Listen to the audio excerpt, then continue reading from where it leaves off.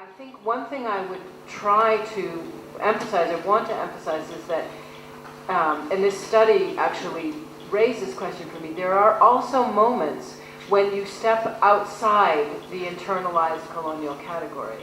And I see the perception of Sanskrit during the freedom movement amongst its women as one of those moments. That's a way of looking at it where you say, no, I'm sorry, that's not. And it raises a very important question, and I think it's a corollary to all of us here, which is the question of self-consciousness amongst the folks that we're thinking about internalizing the categories, and whether they themselves speak in these ways. And of course my study is of intellectuals, but many of them with zero connection with the academy, Western or Indian, and they were only associated with pathshalas. In Karnataka and Mysore, women can teach in pathshalas.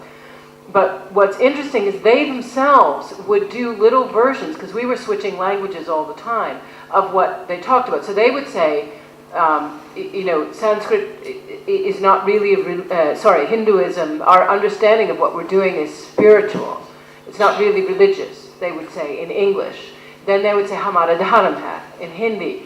And they would do these really interesting switches back and forth, which really does reflect on a kind of commonplace way exactly this larger conversation, interestingly enough, where they themselves were thinking about translation. And I think it's really important that we remember, as we talk about translation, we're also not talking about passively internalized categories, that reflections about translation exist in an everyday context all the time. So I am slightly disturbed that in our discussions, one thing seems to be a bit missing, and that is the question, what religion, and we mean Christianity by that. There was a Christianity in its very particular forms brought by Britons to India during the colonial period. What it did or should do according to British themselves in India. And I think this connection is somehow missing in our discussions when you look back at the historical material we have about the great missionary projects that were coming through, actually, which is an amazing part of the story. You have William Ward and Alexander Duff and several other people writing in their books how they would like to restructure the whole Indian society. And then in 2 generations, the government of India is taking these plans, actually, 2 decades, and it starts to happen.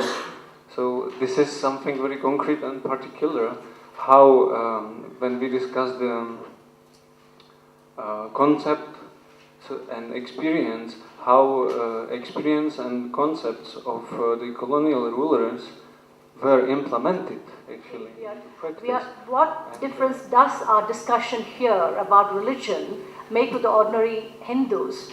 Would this make any sense to ordinary Hindu? Because most Hindus, if you ask what is religion, they would simply say it's a way of life.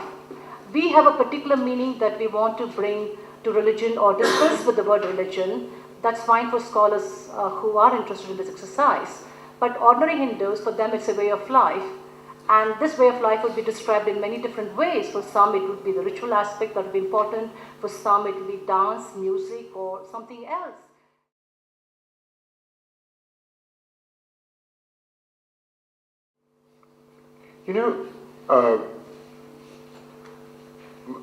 Martin and Richard's first point and John's earlier things, and some things that Shanda also said.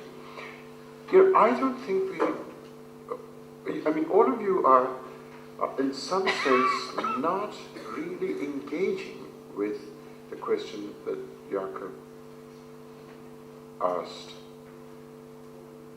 And I'm not sure how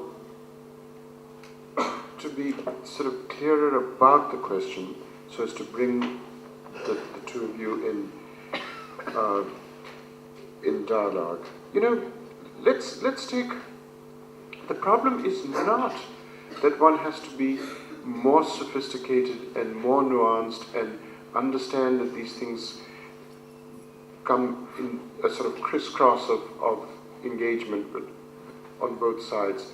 All that is just to sophisticate and make more delicate the description of the problem. It's not to address the problem.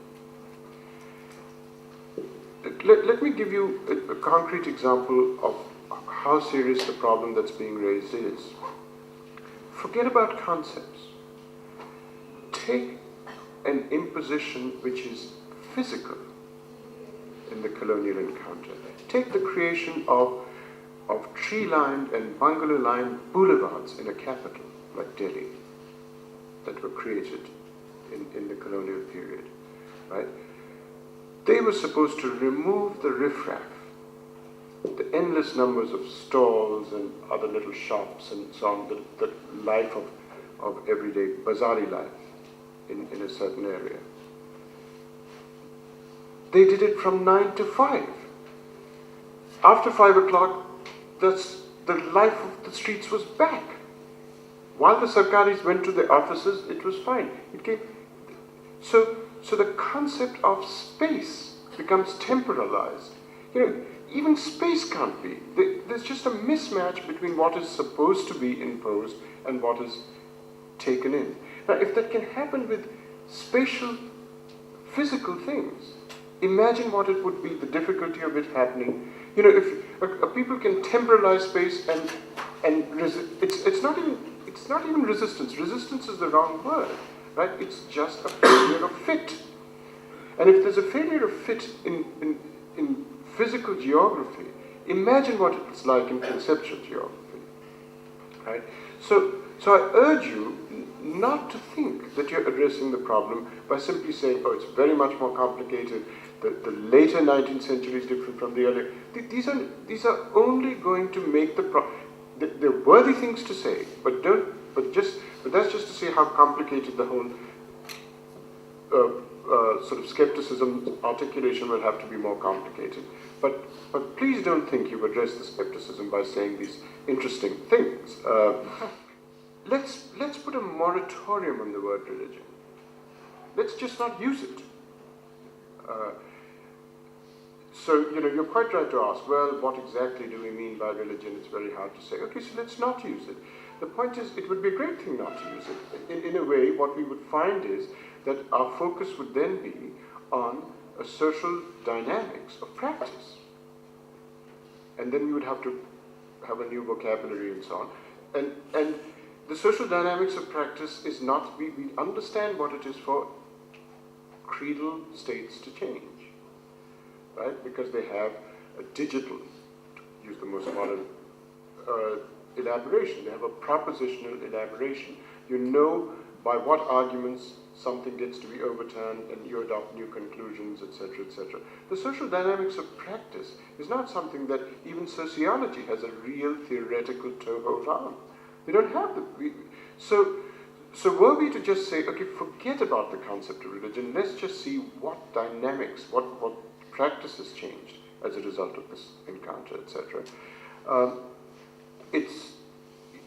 You might find that it isn't helpful when we want to bring concepts back in to say that something like a religion was sort of brought into formation or anything like that. And one of the important consequences of stressing the social dynamics of practice is that there might be actually much more de facto secularity in the world than we actually think, because people, as Jakob was saying last time, just like if you stick a microphone in somebody's face and ask them something, they might just give purely pragmatic answers. There might be a lot of de facto secularity, but if you go to somebody with a microphone and say, do you believe in every last word of the Sharia? He's going to say yes. And in fact, there might be an enormous amount of de facto secularity in his personal life, in the social life of his family, in his social environment, and so on. So there again, we might gain by just stressing practice.